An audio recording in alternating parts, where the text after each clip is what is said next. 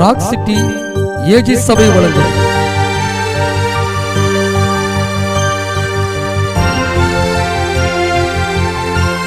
கிருபையும் சத்தியமும்.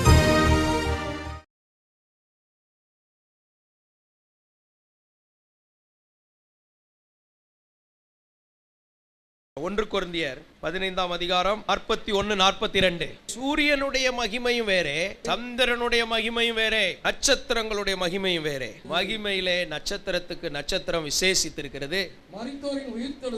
உயிர்த்தெழுதலும் அப்படியே இருக்கும். அந்த உயிர்த்தெழுதலை குறித்த புரிந்து கொள்ளுதல் நமக்கு தேவை. உயிர்த்தெழுதல் எப்படி இருக்கும் என்று இங்கே அப்போஸ்தலனாகிய பவுலுக்கு கிடைத்த வெளிப்படுத்தலை சொல்லப்பட்டிருக்கிறது. உயிர்த்தெழுதல் எப்படி இருக்கும்? சூரியனுடைய மகிமை வேறு, சந்திரனுடைய மகிமை வேறு, நட்சத்திரத்தினுடைய மகிமை வேறு. நட்சத்திரத்துக்கு நட்சத்திரம் மகிமையிலே வித்தியாசமா இருக்கும். உயிர்த்தெழும் போது எப்படி இருக்கும் என்பதை புரிந்து இப்பொழுது வாழ தொடங்க வேண்டும். எல்லாரும் வாசிங்க 42ஆம் வசனம். மரித்தோரின் உயிர்த்தெழுதலும் அப்படியே இருக்கும். மரித்தோரின் உயிர்த்தெழுதல் எப்படி இருக்கும்? சூரியனுடைய மகிமை போல சிலர் இருப்பாங்களா, சந்திரனுடைய மகிமை போல சிலர் இருப்பாங்களா, நட்சத்திரத்தின் மகிமை போல இருப்பாங்களா? சிலர் நட்சத்திரத்துக்கு நட்சத்திரம். சில நட்சத்திரம் பாருங்க, விடிவெள்ளி நட்சத்திரம் ரொம்ப பிரைட்டா இருக்கும். சில நட்சத்திரம் பாருங்க அப்படியே இருக்கவா போகவாங்கிற மாதிரி இருக்கும். ஆண்டவருடைய பரிசுத்த நாமம் மகிமைப்படுவதாக. இப்போ சூரியனை போல மகிமையா இருக்குன்னா என்ன செய்யணும்? மத்தேயு 17ஆம் அதிகாரம் 2ஆம் வசனம். அவர்களுக்கு முன்பாக மறுரூபமானார், அவர் முகம் சூரியனை போல பிரகாசித்தது. இது யாருடைய முகத்தை பத்தி சொல்லப்பட்டிருக்கு? இயேசு கிறிஸ்துவினுடைய முகம் மறுரூபமான உடனே எப்படிப்பட்ட மகிமை! ஸ்தோத்திரம். சூரியனை போல பிரகாசித்தது. வஸ்திரம் எப்படி மாறிட்டான்? வெளிச்சத்தை போல வெண்மையாயிற்று. அப்ப நம்ம எல்லாருடைய வாழ்க்கையிலும் ஒரு மகிமையுள்ள வாழ்க்கை நமக்குள்ளே மறைந்திருக்கிறது. உங்களுக்குள்ளே ஒரு மகிமை மறைந்திருக்குது. அந்த மகிமை எப்போ வெளிப்படும்? நம்ம தேவ சமூகத்துக்கு வரும்போது, நம்ம ஜெபிக்க தொடங்கும் போது. அல்லேலூயா. அந்த மகிமை நம்ம வாழ்க்கையில வரணும். அதான் ஏசாயா 60ஆம் அதிகாரம் 2ஆம் வசனத்தை வாசிக்கும் போது, இதோ இருள் பூமியையும் காரிருள் ஜனங்களையும் மூடும், ஆனாலும் உன்மேல் கர்த்தர் உதிப்பார். அவருடைய மகிமை உன்மேல் காணப்படும். அவருடைய மகிமை உன்மேல் காணப்படும். அப்போ நம்ம மேல கர்த்தர் அவருடைய மகிமையை வைத்திருக்கிறார். உங்க மேல கர்த்தருடைய மகிமையை வைத்திருக்கிறார். தேவ மகிமை உங்க மேல இருக்குது. அல்லேலூயா. இந்த மகிமை இப்பவே நமக்குள்ள இருக்குது. இப்ப பாருங்க, எண்ணெய் வித்துக்கள், ஆமணக்கு விதை, எள்ளு, இந்த வேர்க்கடலை, தேங்காய், சரி, இதெல்லாம் எண்ணெய் வித்துக்கள். இப்போ இதுல உள்ள எண்ணெய் எப்ப வெளியே வரும்? அந்த வித்து அது நசுக்கப்படும் போதுதான். நம்ம மாம்சத்துக்குள்ளேயே வாழ்ற வரைக்கும் மகிமை வெளிப்படாது. நம்ம எப்போ மாம்சத்திலிருந்து ஆவிக்குரியவங்களா மாறுறோமோ அப்பவே மகிமை வெளிப்படும். ஒவ்வொரு எண்ணெய் வித்துக்களுக்குள்ள தேவன் எண்ணெயை வைத்திருக்கிறார். உங்களுக்குள்ளே எனக்குள்ளேயும் தேவன் தம்முடைய மகிமையை வைத்திருக்கிறார். வாலிப மகளே, உனக்குள்ள சாத்தான் சில குப்பையை அள்ளி போட்டு உன்னை குப்பமாவா மாத்திடுவான். நீயோ தேவ அபிஷேகத்துக்கு இடம் கொடுத்து அந்த மகிமை வெளிப்படணும். சொல்றது புரியுதா வாலிப தம்பி? உன் மேல கர்த்தர் எதை வச்சிருக்கிறாரு? அவருடைய மகிமை. இது முழுசா வெளிப்படுறது உயிர்த்தெழுதலுக்கு அப்புறம் தான். ஆனா இப்பவே நமக்குள்ள தேவனுடைய மகிமை இருக்கிறது. இந்த ஆவிக்குரிய சத்தியத்தை புரிந்தால் திரை நீங்கும். லோத்து என்றால் திரை, முக்காடு. லோத்து போன உடனே கர்த்தர் ஆபிரகாம்கிட்ட பேசிட்டார். நமக்கும் தேவனுக்கும் நடுவில் சில முக்காடு போட்டு சில தடைகள் இருக்கக்கூடாது. லோத்து அனுப்புங்க, கர்த்தர் பேசுவார். லோத்துனா என்னன்னா, நம்ம கூடவே இருந்துகிட்டே உலக காரியத்தின் மேலே இருக்கிறது. அப்படிப்பட்டவர்களா நம்ம இராதபடி அந்த லோத்துவை கொஞ்சம் அனுப்பி விட்டுறணும். ஏதாவது கிஃப்ட் கொடுத்து அனுப்பிடணும். நம்மளை பின்தொடர்ந்து வருகிற லோத்து, லோத்து மாத்திரமல்ல, லோத்து மனைவி, லோத்து ஃபேமிலி. சோதர் லோத்து மனைவிக்கு சொன்னாங்க, எம்மா பின்னிட்டு பாராதே. பின்னிட்டு பார்க்கறதுனா என்னது? எதை விட்டுட்டு வந்தோமோ அதை பின்னிட்டு பார்க்கக்கூடாது. விட்டு வந்ததை திரும்ப பார்க்கக்கூடாது. அப்போ எதை விட்டுட்டு வந்தோம்? பாவ உலகத்தை விட்டு வந்தோம். இஸ்ரவேல் ஜனங்கள் எகிப்திலிருந்து வந்தாலும் இவங்களுக்குள்ள இருக்கிற எகிப்து வெளியே போகலை. இன்னைக்கு சிலர் எகிப்திலிருந்து வந்தாலும் உள்ள எகிப்து இருக்குது. இந்த உள்ள இருக்கிற எகிப்து இப்போ வெளியே போகணும். அதுக்கு தான் 40 வருஷம் தேவைப்பட்டுச்சு. இன்னைக்கு நமக்குள்ள இருக்கிற எகிப்தெல்லாம் கர்த்தர் நம்மளை விட்டு மாற்றுவாராக. வேதத்தில் சொல்லப்பட்டிருக்கு, அவர்கள் எகிப்திற்கு திரும்பினார்களாம். இருதயத்துக்குள்ள யூ டர்ன் பண்ணிட்டாங்க. எகிப்துக்கு போக திரும்பி இருக்கிறீங்களா? கர்த்தர் உங்களை கானானுக்கு கொண்டு போக விரும்புகிறார். கர்த்தர் உங்களை கானானுக்கு கொண்டு போக தான் மேக ஸ்தம்பத்தை கொடுத்திருக்கிறார். கர்த்தர் உங்களை கானானுக்கு கொண்டு போக தான் மோசேயை கர்த்தர் கொடுத்திருக்கிறார், ஆரோனை கர்த்தர் கொடுத்திருக்கிறார். அல்லேலூயா. ஆண்டவர் ஆலயத்தை, சபை அமைப்பை எதற்கு கொடுத்திருக்கிறார் என்றால் நம்ம எகிப்துக்கு அல்ல, கானானுக்கு கொண்டு போறதற்கு. ஒரு அல்லேலூயா சொல்லுங்க. Praise the Lord. கானான் பயணம் கொஞ்சம் கஷ்டமா இருக்கும், ஆனால் கர்த்தர் நம்ம கூட இருக்கிறார் என்பதை புரிந்தா அது ரொம்ப இஷ்டமா இருக்கும். ஆண்டவருக்கு மகிமை. அப்ப எகிப்துக்கு திரும்புகிற வாழ்க்கை அல்ல, கானானுக்கு நேரா போகணும். அதனால தான் பவுல் சொல்றார், பின்னானவைகளை மறந்து. இப்போ நமக்குள்ள லோத்து மனைவி இருக்கும். ஏன்னா அந்த அம்மா என்ன பண்ணுச்சு, அது போய்கிட்டே இருந்துச்சு. தேவதூதன் கரகரகரன்னு இழுத்துட்டு வந்ததுனால போகுது. சிலர் ஆலயத்துக்கு வர்றது எதுக்கு, யாரோ கம்பல்சன்ல, அப்படி கிடையாது. இந்த தெய்வீக ஈர்ப்புல தேவ சமூகத்தில் வரணும். இயேசு மேல உள்ள அன்புல கர்த்தரை தேடி வரணும். அவர் மேல உள்ள வாஞ்சையில நம்ம வரணும். மானானது வாஞ்சிப்பது போல அந்த தெய்வீக வாஞ்சை நமக்குள்ள இருக்கணும். அப்படி கர்த்தரை தேட கர்த்தர் கிருபை தருவாராக. ஸ்தோத்திரம். இந்த அம்மா வந்துகிட்டே இருந்துச்சு. திடீர்னு பார்த்தீங்கன்னா கணவன் பிள்ளைகள் எல்லாம் மறந்து எகிப்தை நினைச்சிருச்சு. கணவன் பிள்ளைகளை, குடும்பத்தை மறந்து தகாத எண்ணங்களுக்குள்ள வாழ்கிறவர்கள் இயேசுவின் நாமத்திலே விடுவிக்கப்படுவார்களாக. அல்லேலூயா. அந்த லோத்துவும் பிள்ளைகளும் போய்கொண்டே இருக்கிறாங்க. லோத்துடைய மனைவி உப்பு தூணா மாறிடுச்சு. மகிமையை பார்த்து ஓடுங்க, மகிமை வெளிப்படும். உங்க மூலம் கர்த்தர் மகிமை வெளிப்படும். இந்த வருஷத்துல கர்த்தர் மகிமையை வெளிப்படுத்துவார். உங்க குடும்பத்துல கர்த்தருடைய மகிமை வெளிப்படும். இவன் வியாதியா இருப்பது இவன் செய்த பாவமா, இவனை பெற்றவர்கள் செய்த பாவமா? இவன் செய்த பாவமும் அல்ல, இவனை பெற்றெடுத்தவர்கள் செய்த பாவம் அல்ல. தேவனுடைய மகிமை வெளிப்படும். உங்க வியாதியில கர்த்தர் மகிமைப்பட போகிறார். உங்க பலவீனத்துல கர்த்தர் மகிமைப்பட போகிறார். உங்களுக்கு இப்ப இருக்கிற சில நெருக்கங்கள்ல கர்த்தர் மகிமைப்பட போகிறார். அல்லேலூயா. உங்க கஷ்டங்கள்ல இயேசு ராஜா மகிமைப்பட போகிறார். ஏன் அவர் செய்ய முடியாதவரா? அவர் மகிமைப்படுறதுக்காகத்தான் அப்படி நடந்து கொண்டிருக்கிறது. மகிமை வெளிப்படும், கர்த்தருடைய மகிமை வெளிப்படும். இப்ப நமக்குள்ள அந்த முன்னான சிந்தை என்ன இருக்கணும்னா, அந்த உயிர்த்தெழுதல்ல சூரியனுடைய மகிமையில் இருக்கணுமா, சந்திரனுடைய மகிமையில் இருக்கணுமா, நட்சத்திர மகிமையில் இருக்கணுமா, வித்தியாசமான நட்சத்திரங்களை போல இருக்கணுமா? ஆனா நீதியின் சூரியன் இயேசுவோட நம்ம இணையும் போது நம்மையும் கர்த்தர் சூரியனா மாத்துவார். அல்லேலூயா. நீதிமொழிகள் 4ஆம் அதிகாரம் 18ஆம் வசனத்தை வாசிங்க. நீதிமான்களுடைய பாதை நடுப்பகல் வரைக்கும் அதிகமாய் பிரகாசிக்கிற சூரிய பிரகாசம் போல இருக்கும். அப்போ அந்த மகிமை இங்கே கர்த்தர் கொடுத்திருக்கிறார். நீதிமானின் பாதை. யார் நீதிமான்? இயேசு அவருடைய இரத்தத்தினால நம்மை கழுவி நீதிமானா மாத்தி இருக்கிறார். இப்படி நீதிமானாய் வாழுகிறவருடைய வாழ்க்கை நடுப்பகல் வரைக்கும் அதிகமாய் பிரகாசிக்கிற சூரிய பிரகாசம் போல இருக்கும். இப்போ இங்கே நமக்கு தெரிஞ்சிடும், இங்கே உங்களுக்கு அந்த பிரகாசம் தெரிஞ்சிடும். நம்ம வழிகளில் கர்த்தர் சூரிய பிரகாசத்தை தருகிறார். சூரிய பிரகாசம் கூட சரி கிடையாது, அதிகமாய் பிரகாசிக்கிற சூரிய பிரகாசம். இதை புரிந்து வாழ வேண்டும், இதை உணர்ந்து வாழ வேண்டும். இதற்கு தடையா இருக்கிற அடுத்த காரியம் என்னவென்றால் 2 தீமோத்தேயு 4:10. ஏனென்றால் தேமா இப்பிரபஞ்சத்தின் மேல் ஆசை வைத்து என்னை விட்டு பிரிந்து தெசலோனிக்கே பட்டணத்துக்கு போய்விட்டான். தேமா இப்பிரபஞ்சத்தின் மேல் ஆசை வைத்து, ஆங்கிலத்தில் பிரசன்ட் வேர்ல்டு, இப்போ இருக்கிற உலகம், இன்னொரு மொழிபெயர்ப்பில் தற்போதைய உலகம், இப்பொழுது நம்ம காண்கிறோம்ல, இந்த உலகத்தின் மேல் ஆசை வைத்து. எது மேல ஆசை வச்சுட்டான்? பிரபஞ்சத்தின் மேல் ஆசை. நீங்களும் நானும் எதை பார்த்து ஓடணும்? உயிர்த்தெழுதல்ல.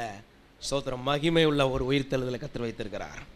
அந்த இயேசு நமக்கு கிரீடத்தை வைத்திருக்கிறார், பலன்களை வைத்திருக்கிறார், பிரதிபலன்களை வைத்திருக்கிறார், ஆசீர்வாதத்தை கர்த்தர் வைத்திருக்கிறார். கர்த்தர் நமக்கு என்ன தேவையோ பரமபிதா அறிந்திருக்கிறார். நம்முடைய தேவைகளை சந்திக்கிறவர் யெகோவா ஈரே. அல்லேலூயா. என்ன தேவையோ அதை கர்த்தர் தருவார். அதை தந்திருக்கிறார், இன்னமும் தருவார். ஆனா அந்த தேமாவுக்கு இந்த பிரபஞ்சத்தின் மேல் ஆசை வைத்து என்னை விட்டு பிரிந்தான். அபிஷேகம் பண்ணப்பட்ட அப்போஸ்தல அழைப்புள்ள தேவ ராஜ்யத்திற்காக ஓடுகிற, நல்ல போராட்டம் போராடுகிற, அவருக்கென்று நியமித்த அந்த ஓட்டம், கர்த்தருடைய ராஜ்யத்தின் அந்த ஓட்டத்தை விட்டு அப்படியே விலகிறான். அப்புறம் அனலைஸ் பண்ணி பார்க்கும்போது தான் தெரியுது, ஏன்பா அந்த தேமா போனா? அவருக்குள்ள என்ன ஆசை வந்துருச்சு? பிரபஞ்சத்தின் மேல் ஆசை. இஸ்ரவேல் ஜனங்களுக்கு எகிப்து மேல ஆசை. பிசாசு உலகத்தை ஒரு நிமிஷத்துல காண்பிச்சான். மத்தேயு 4:8. மறுபடியும் பிசாசு அவரை மிகவும் உயர்ந்த மலையின் மேல் கொண்டு போய். மறுபடியும் அப்படினால ஏற்கனவே வந்திருக்கிறான். மறுபடியுமா? ஏற்கனவே பிசாசு வந்து ஏதோ பேசி இருக்கிறான். மறுபடியும் பிசாசு. அப்ப ஏற்கனவே ஏதேன் தோட்டத்துல, ஏற்கனவே தாவீதுடைய வாழ்க்கையில, ஏற்கனவே பல பரிசுத்தவான்களுடைய வாழ்க்கையில, பல மனிதர்களுடைய வாழ்க்கையில உலகத்தை மோசம் போக்குற பிசாசு இப்போ மறுபடியும் வந்து அவரை எங்க கொண்டு போயிட்டான்? மிக உயர்ந்த மலையின் மேல் கொண்டு போய் உலகத்தின் ராஜ்யங்களையும் சகல மகிமைகளையும் அவருக்கு காண்பித்து. லூக்கா 4:5 வாசிக்கும் போது, பின்பு பிசாசு அவரை உயர்ந்த மலையின் மேல் கொண்டு போய் உலகத்தின் சகல ராஜ்யங்களையும் ஒரு நிமிஷத்தில் காண்பித்து. சாத்தானுடைய டெக்னிக் என்ன தெரியுமா? சிலரை விழ வைக்க அவன் எடுக்கிற டைம் எவ்வளவு? ஒரு நிமிஷம் தான். பாஸ்டர் இவ்வளவு ஆழம் ரொம்ப கவனமா தான் இருந்தேன். அந்த ஒரு நிமிஷம் மூளையை இப்படியும் இப்படியும் இப்படியும் கலக்கிட்டு இப்ப என்ன சொல்றான்னு கேட்டவனே சரின்னு சொல்லிட்டேன். ஒரு நிமிஷம். அந்த ஒரு நிமிஷத்தை ஜெயிக்கிற அபிஷேகத்தை கர்த்தர் நமக்கு தர வல்லவராக இருக்கிறார். ஒரு நிமிஷம் மனசை குழப்பி திருட வச்சு சிக்க வச்சிடறான். ஒரு நிமிஷம் மனசை குழப்பி கொலை செய்ய வச்சு வாழ்க்கையை சிறையில் அடைத்து போட்டுறான். ஒரு நிமிஷம் மதிய மயக்க வைத்து ஒரு சிக்கல்களை மாட்ட விட்டு அங்க போய் கதவை பூட்டிடுறான். வெளியே வர முடியல. இன்னைக்கு கடந்த கால வாழ்க்கையில ஒரு நிமிஷத்துல ஏமாந்த உங்களை விடுவித்து வாழ்வு கொடுக்கிற தேவன் இயேசு இங்கு உலாவி கொண்டு இருக்கிறார். கர்த்தர் உங்களை விடுவிக்கிறார், மீண்டும் ஜீவனை கொடுக்கிறார். இது என்ன இயேசு எப்படியா தூக்கி கொண்டு நிப்பாட்டிருப்பான்னு நினைக்கிங்க? ஒரு நிமிஷத்துல அப்படியே மலைக்கு கொண்டு போயிட்டான். மலைக்கு கொண்டு போய் சொல்றான், எல்லாத்தையும் உனக்கு தருவேன். பிசாசு மயக்கிற விஷயம் என்ன?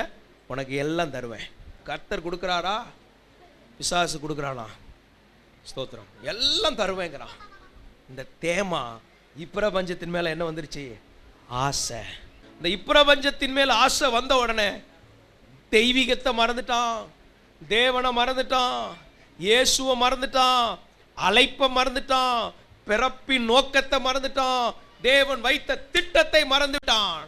இன்னைக்கு ஆண்டவர் உங்களோட தீர்க்க தரிசனமா பேசுறார். உன்னை குறித்து என் திட்டம் இருக்குது, நீ என் திட்டத்துக்குள்ள வரணும்.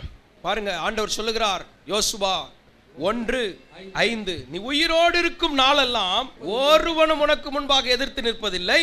நான் மோசையோடு இருந்தது போல உன்னோடும் இருப்பேன், உன்னை விட்டு விலகுவதும் இல்லை, உன்னை கைவிடுவதும் இல்லை. இன்னைக்கு கர்த்தர் உங்களை பார்த்து சொல்றாரு, நீ உயிரோடு இருக்க நாளெல்லாம். இன்னொரு இடத்துல வரும், நான் உனக்கு சொன்னதை செய்யும் அளவு. உங்களுக்கு சொன்னதை கர்த்தர் செய்வார். இப்போ இந்த பிரபஞ்சத்தின் மேல் ஆசை வைத்ததுனால விலகி போகிற நிலைமை. நீ வலதுபுறமும் சாயக்கூடாது, இடதுபுறமும் சாயக்கூடாது. ஏன்? இந்த பிரபஞ்சத்தின் மேல் ஆசை வச்சதுனால ஆசீர்வாதம் நிறைய பேர் கிடைக்காம போயிருது. பிரபஞ்சத்தின் ஆசை அல்ல, தேவனை வாஞ்சித்து போக கர்த்தர் கிருபை தருவாராக. மத்தேயு 6:24 வாசிக்கும் போது, இரண்டு எஜமான்களுக்கு ஊழியம் செய்ய ஒருவனாலும் கூடாது. ஒருவனை பகைத்து மற்றவனை சிநேகிப்பான், அல்லது ஒருவனை பற்றி கொண்டு மற்றவனை அசட்டை பண்ணுவான். தேவனுக்கும் உலக பொருளுக்கும் ஊழியம் செய்ய உங்களால் கூடாது. தேவனுக்கும் உலக பொருளுக்கும் ஊழியம் செய்ய உங்களால் கூடாது. இப்ப என்ன பிரச்சனை பாருங்க, தேவன் ஒரு பக்கம், உலக பொருள். அப்போ தேமாவுக்கு வந்த ஆசை என்ன? தேவன் மேலையா, உலக பொருள் மேலையா? உலக பொருள், உலகத்தின் காரியத்தை அப்படியே பார்த்து, சோதரன் இப்படி இருந்தா, அவங்க அப்படி இருந்தா நல்லா இருக்குமே, அவங்கள மாதிரி இருந்தா நல்லா இருக்குமே, இவங்கள மாதிரி இருந்தா நல்லா இருக்குமே, அப்படி வீடு இருந்தா நல்லா இருக்குமே, இப்படி கார் இருந்தா நல்லா இருக்குமே, இப்படி வாழ்க்கை இருந்தா நல்லா இருக்குமே, ஸ்தோத்திரம், இப்படி அப்படின்ட்டு எல்லாத்தையும் யோசித்து மனசுக்குள்ள எல்லாம் போட்டு அந்த ஆசை வந்தவொடனே அந்த ஆசை இழுத்துட்டு போயிருது. இன்னைக்கு உலகத்தின் மேல ஆசை வைக்காம தேவனை சார்ந்து வாழ கர்த்தர் கிருபை தருவாராக.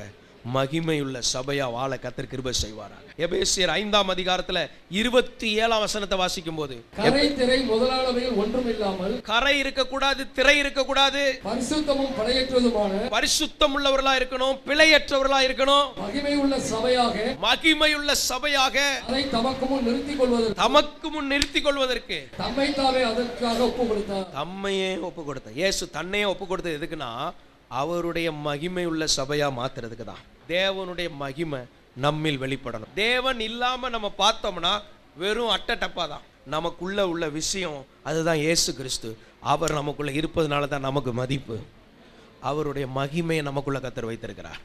உயிர்த்தெழுதலை பற்றி சொல்லும் போது பாருங்க, அந்த தண்ணீர் பாட்டில் இருக்குது. உயிர்த்தெழுதல் எப்படி இருக்குன்னு சொன்னேன்?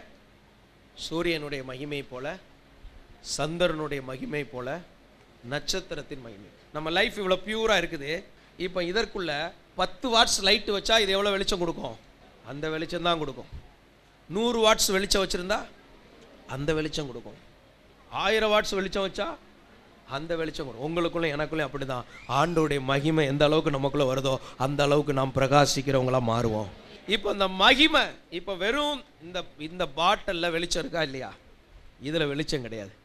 இதற்குள்ள இல்லைன்னா இதுக்கு பக்கத்தில் எந்த அளவுக்கு வெளிச்சம் வைக்கிறோமோ அது இதில் பிரதிபலிக்கும். இதே போல் நம்மக்கிட்ட வெளிச்சம் கிடையாது. நம்மை உண்டாக்கினவர் நம்மை மகிமை உள்ளவர்களாய் மாற்றுகிறார். அப்போ நம்ம எப்படிலாம் மாறலாம்? சூரியனுடைய மகிமையாக மாறலாம், சந்திரனுடைய மகிமையாக மாறலாம், நட்சத்திரத்தினுடைய மகிமையாக மாறலாம். நட்சத்திரத்துக்கு நட்சத்திரம் மகிமையில் வித்தியாசமாக இருப்பது போல இந்த மாவட்டத்தில் உங்களெல்லாம் கர்த்தர் பிரகாசிக்கிறவர்களாக வைத்திருக்கிறார்.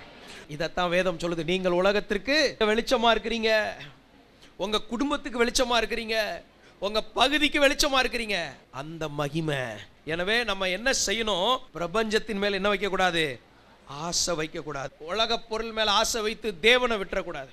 இன்னைக்கு நம்ம மைண்டுக்குள்ளே இருக்கிற உலக பொருள் சோத்திரம் இதெல்லாம் எடுத்து போடுங்க, கர்த்தர் எல்லாம் தருவார்.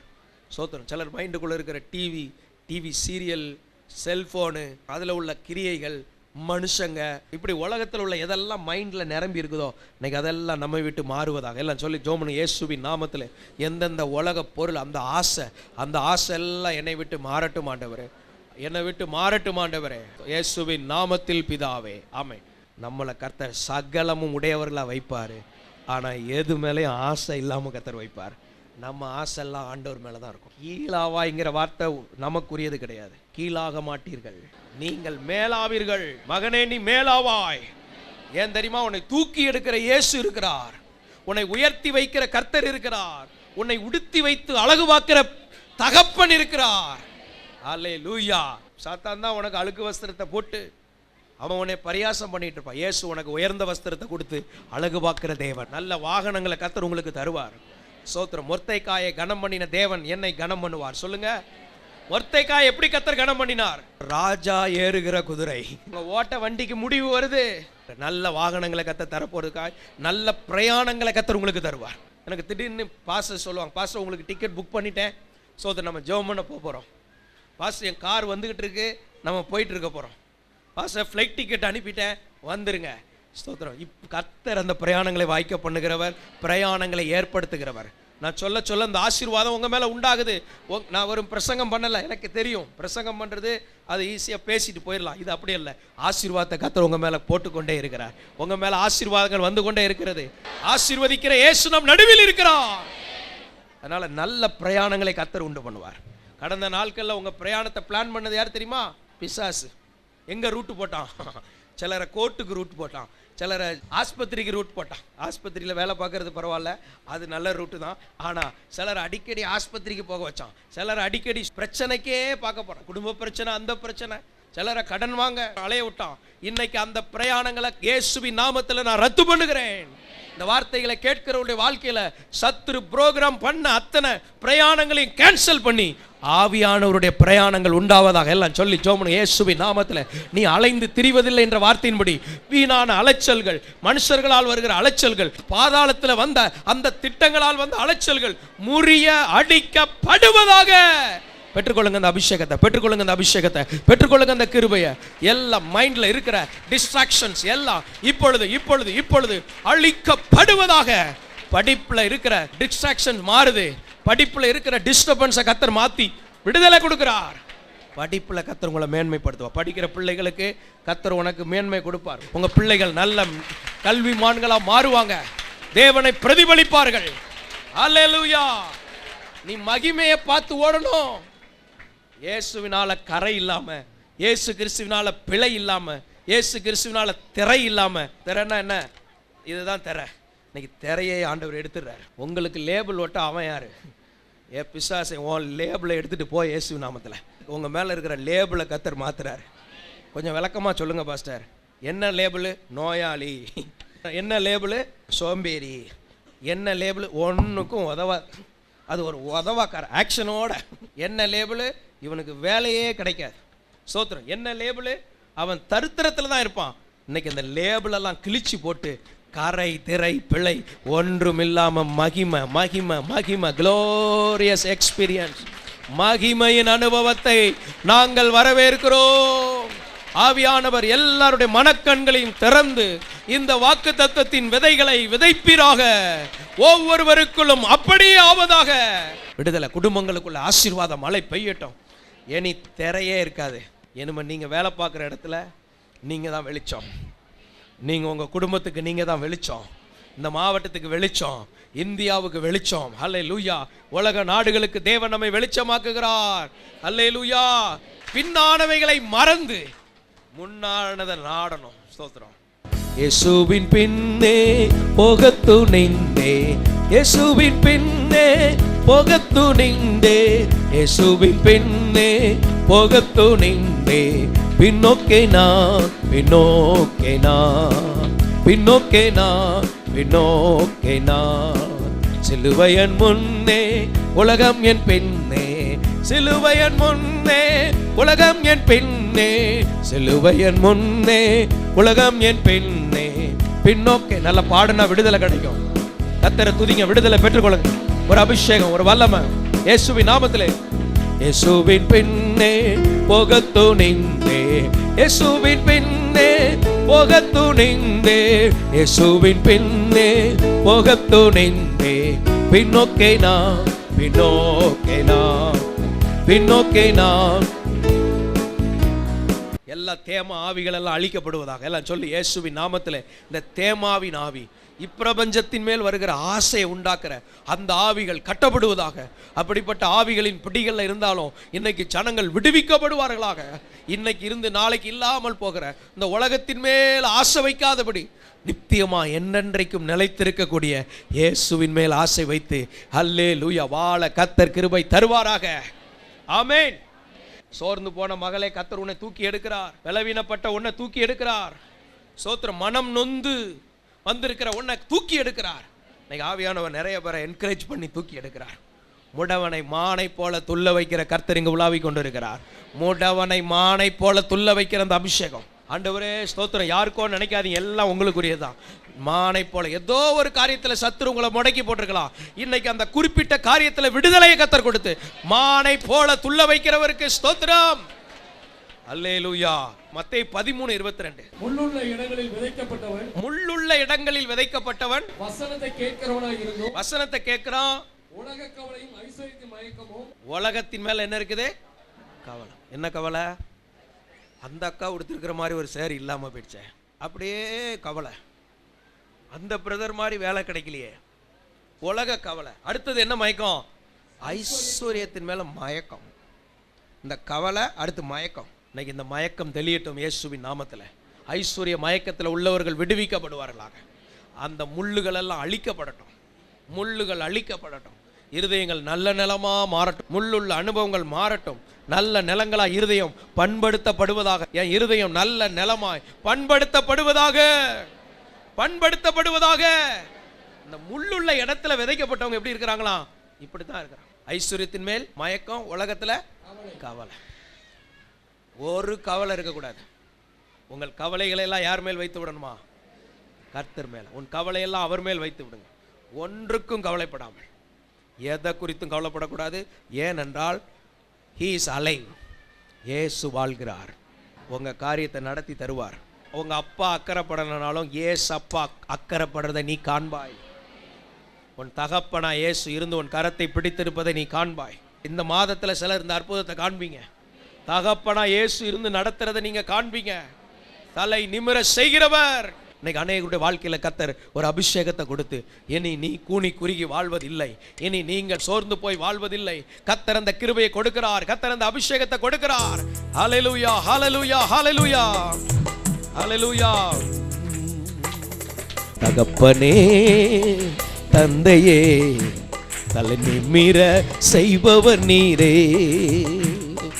தகப்பனே, தந்தையே, தலை நிமிர செய்பவர் நீரே. ஒரு அபிஷேகம் வரட்டும்.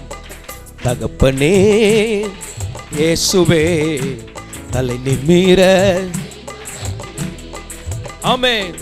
கேடகம் நீரே, மகிமையும் நீரே,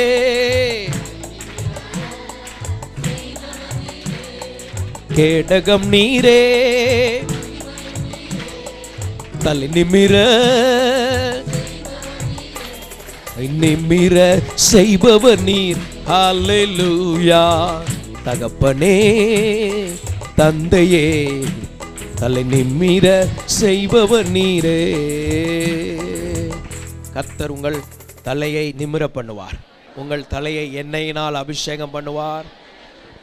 ஹல்லேலூயா. நீங்கள் உயர்த்தப்படுவீர்கள். இயேசு உயர்த்தப்பட்டது எதுக்கு? நாம் உயர்த்தப்படுவதற்காக.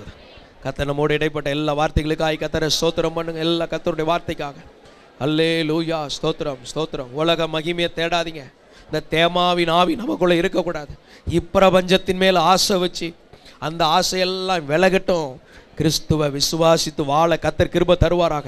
எல்லார் மேலும் இந்த அபிஷேகம் வரட்டும். எல்லாம் சொல்லி சத்தத்தை உயர்த்தி, இந்த கிருபை எங்களுக்கு வேண்டுமாண்டவரே, இந்த பலன் எங்களுக்கு வேண்டுமாண்டவரே, இந்த விடுதலை எங்களுக்கு வேண்டும், நாங்கள் பெற்றுக்கொள்ளுகிறோம். ஸ்தோத்திரம் ஸ்தோத்திரம் ஸ்தோத்திரம். பரலோக தேவனே, நீர் எங்களுக்கு கொடுத்த இந்த நல்ல ஆலோசனைகளுக்காக ஸ்தோத்திரம்.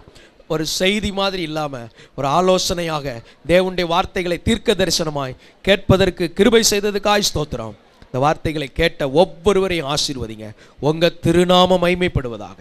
நீரே மகிமைப்படும் ஆசீர்வதியும் இயேசுவின் நாமத்தில் பிதாவே. ஆமென் ஆமென் ஆமென். Rock City AG Church service timing Sunday morning 5 a.m., 7 a.m., 9 a.m. and 11 a.m. Evening 6:30 p.m. Branch Church AG Blessing Center. Sunday morning service 9 a.m. near Ariyamangalam EB Office Street, Thidir Nagar Road. Our address AM Plaza, number 8/1, second floor, opposite Sidambaram Mahan, Trichy 620002. Cell phone 99 7 660 7364.